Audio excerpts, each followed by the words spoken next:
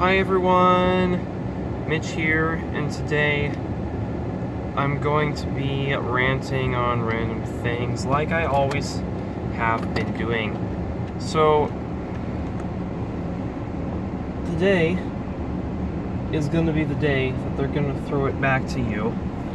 By now, you should have somehow realized what you gotta do. I don't believe that anybody feels the way I do about you now. Those words are good. Wonderwall, thumbs up song. But what does a song mean? What gives a song meaning? And today I'd like to just really focus on that because, like, what makes things like give themselves meaning, okay? And I'm going off the cuff here because I'm going to have to do a presentation. I have a very rough draft. The final draft was due a week from tomorrow. The Google Slides presentation, for those of you who don't know what that is, it's basically PowerPoint,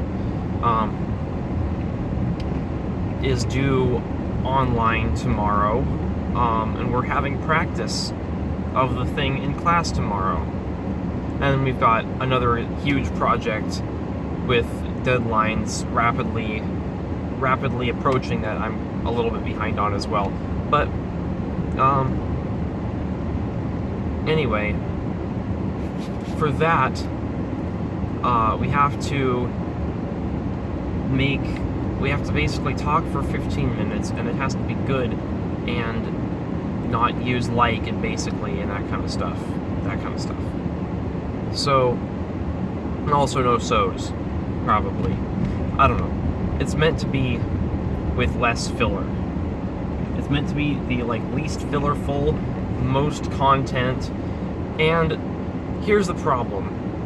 The point of the presentation is to talk about, discuss, showcase 3 subjects that you learned about. So you pick 3 classes and pick one thing from each class and follow it out and show how they relate in a way that's like a TED Talk, but more cringy, because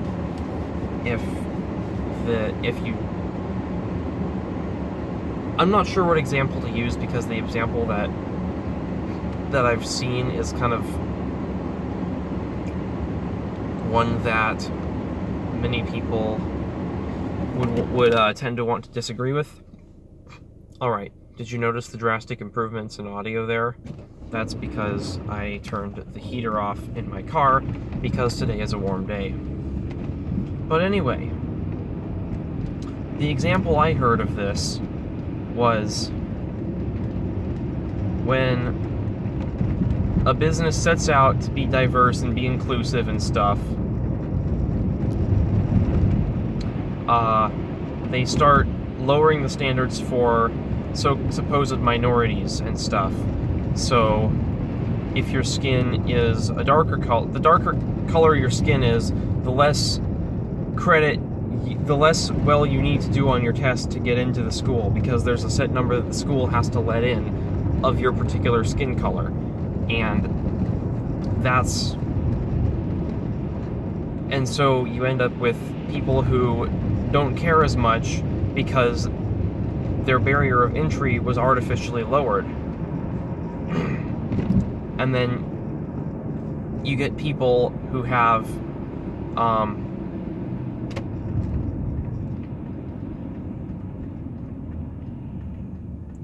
never mind, this analogy is falling apart because it's just, I don't want to say it's bad because I believe it, but it's hard to express and gets a lot of people very angry very quickly. And honestly, I'm beginning to kind of see why. Because both sides of literally any political debate have this huge problem of confirmation bias, where as soon as you see something that you agree with that has reasons behind it, you like latch onto those reasons, and you're like, those reasons are so true. I love that so much. There is nothing wrong with this, and there's no way to disprove it because it's true, because I believe it. Like, you're not actually thinking that, because then you would realize how dumb you sound, but you are, like, subconsciously, that's what you're embracing. You're embracing the conclusion and taking the premises with that. Be like saying, all air is blue. The sky is air, therefore the sky is blue. If you're a blue skyer, if you believe the sky is blue, you're going to be like, yes, I can accept this. The sky is made out of air, and air is blue.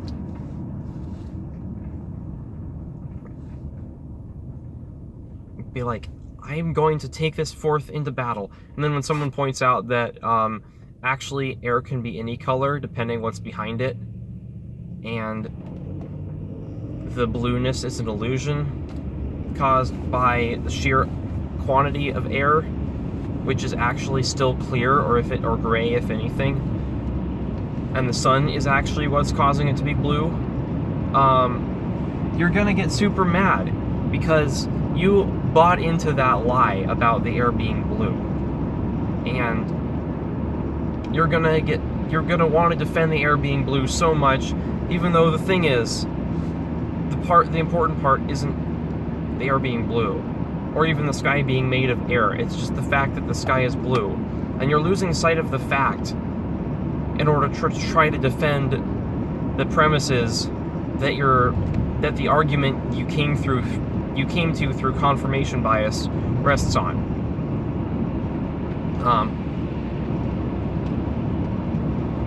I kind of don't want to get personal, but I also really do. Okay, so my mom does this all the time. She reads so many articles, she listens to so many podcasts, and they're all saying basically the same things, and she's just agreeing with them more and more. And she's like, I heard this really cool reason for this thing that we both believe, and I'm like, yes, I believe that too, but first of all, you've showed me these exact same steps of reasoning less than a month ago before. And second of all, this is a fallacious argument. You can't, I know it sounds nice, and it's nice and simple for you, but it doesn't prove what you're trying to prove. It's bad for us because when we use it and get called on it being a bad argument, it makes it look like the reasons we believe these things are bad reasons, when there are probably really, really good reasons to believe the things we believe. But we don't know them because we're so caught up in the confirmation bias reasons. The reasons that just kind of know. I think this is what I talked about in my first vlog. I'm sorry if I'm repeating myself. I really don't mean to do that. But it's worth noting here that the easiest way to make someone really mad is to attack a premise that they think is relevant to one of their core internal beliefs. I'm not saying you should do that, I'm just saying if you do that, it's going to make them annoyed at you. Very, very existentially annoyed at you, even.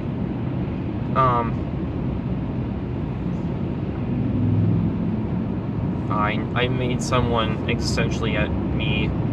I made someone existentially annoyed at me fairly recently, and it was not a good gig. It was very miserable because I thought I was trying to help them, but I was just saying stuff for the pleasure of being right, and I didn't even understand that. It's been so bad. But, Okay, this is the part where I get like confused and lose track of where I was going, so I need to just... I'm going to talk about my life for a little bit. How's it been going with me? Well, it's been going pretty well, actually.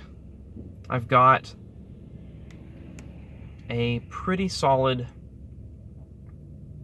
job now. See, the world of Anchorage, Alaska, there's this community, like there's a lot of people who just kind of randomly live here and like work on the slope and stuff where they mine for oil and things. But so the main industries of Alaska are oil and tourism, right? Or oil and tourism if you want to be like that, or oil and tourism if you want to be like that. So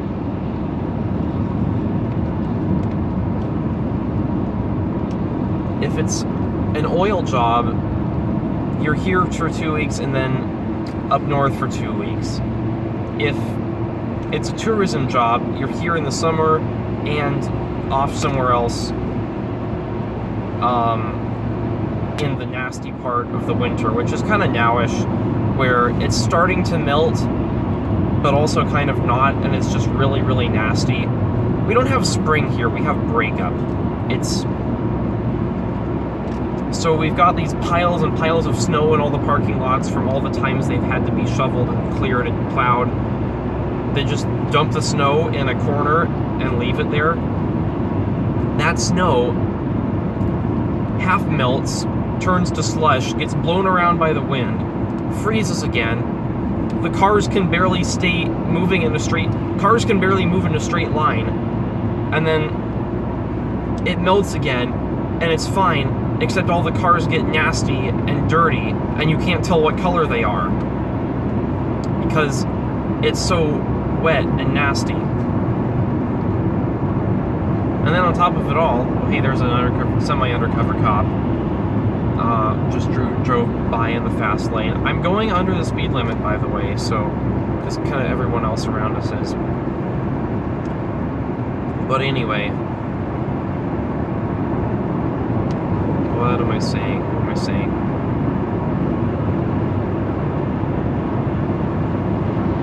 It's nasty. Like, I don't know, you probably couldn't see because there's so much light, there's so much glare, sun. Actually, that's not too bad. There was a car that just drove past. It's a white SUV. Just looking at the back of it now, I could probably figure out that it was white or silver or tan, but not really. Like, it's so dark, so black, so nasty. It's just the worst. How these cars look, and then it's like $10 minimum to go to the car wash. So you're stuck either having a really dirty, muddy car with the dirt just like caked on and it's so thick, or you have a clean car that you spend $100 a week on that you have a car that you spend $100 a week keeping clean.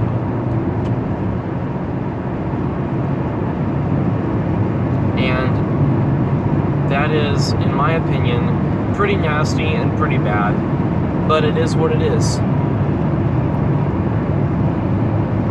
And this is still in the wet season. When you get to the dry season, it's just dust.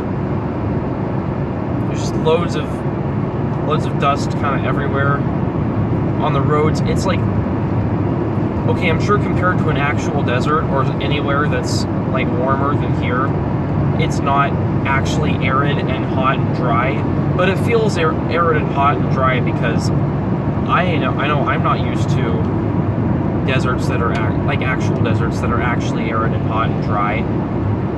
So comparatively, it feels arid, hot, and dry. I'm like, how could it ever be winter and snowy and cold? And how could it ever be really, really cold and really, really wet here?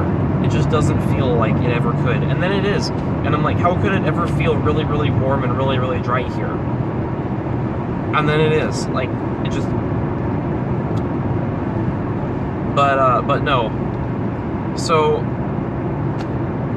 my school, I've mentioned a few times, is a private Catholic school, and our school is kind of weird because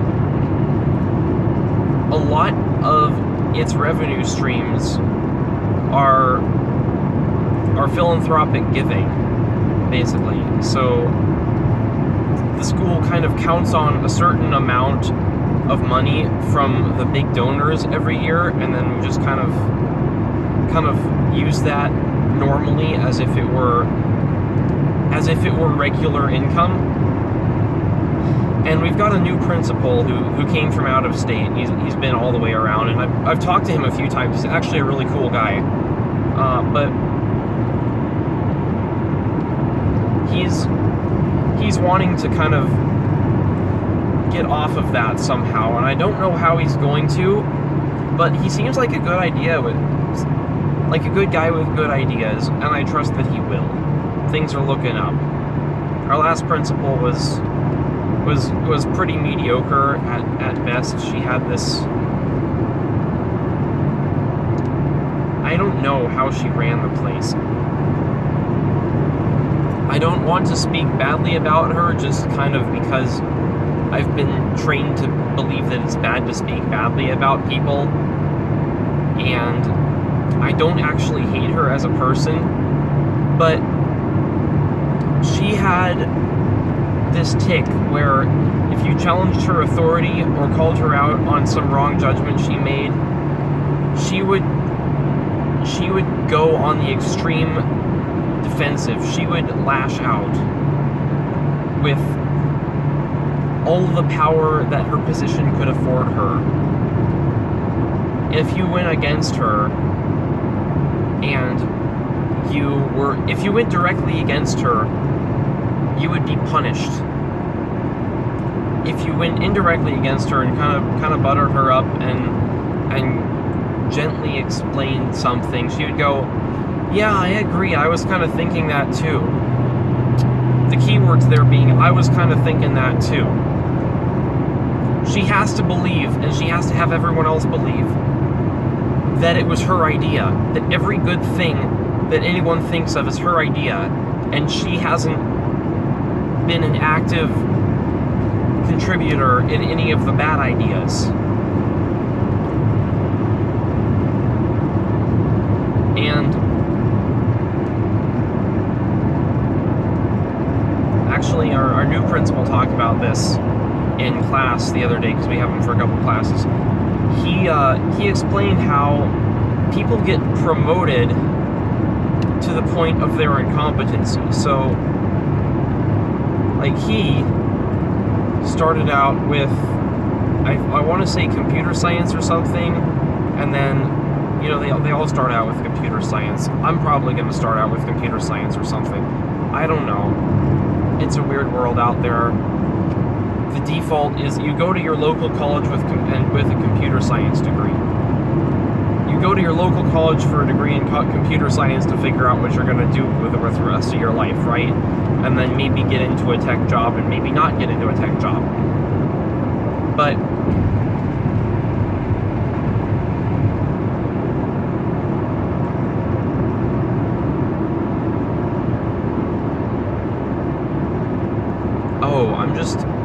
this guy has such a cool way of thinking. He doesn't think, here's my option, here's my other option, actually, he kind of does think like that, but it's not. He starts by defining terms and, like, looking back from, and, like, deriving it from what is a human and all that kind of stuff. Very, I want to say Cartesian, but he's, like, anti-Descartes too. It's a really interesting method that he has of thinking, and it's mind-blowing. But he explained how people, I just said it already, but I'm going to say it again. People get promoted to their level of incompetence. You start in, say, stocking shelves at a grocery store, which was my last job. You get good at that, maybe you stock all the shelves. You do the entire grocery store. Just you're there 24/7, always stocking things. And in return, you get to buy $20 of product per week. That sounds like a really bad deal, but anyway, just bear with me here. So then you get promoted to managing all the stalkers, not stalkers. I've been both. I definitely know which one I prefer. No, you get to managing all the stalkers, and then you end up managing, you know, maybe whole vendors or whole stores, but that was never your original job. Your original job was stalking, and you're not stalking anymore, and you never learned how to manage except by having to manage and being promoted to do it, and being promoted to a managerial position, and now you're like this. And like what happened with this guy, he was studying literature or computers or something in college, and he got into a teaching position, and he was like a librarian for somewhere, and then became a teacher, and then became like, I don't know if he's been a headmaster or principal before this, but he just kind of gradually got higher and higher on the chain until you look back and he's doing something that he never intended and never was trained to do. And, you know, in his case, it worked out because he's a cool guy and he understands a lot of stuff. But, you know, when they promote you, they like to pretend that they promoted you because of your qualifications, where really, that's not what you were originally qualified for, and nothing along the way has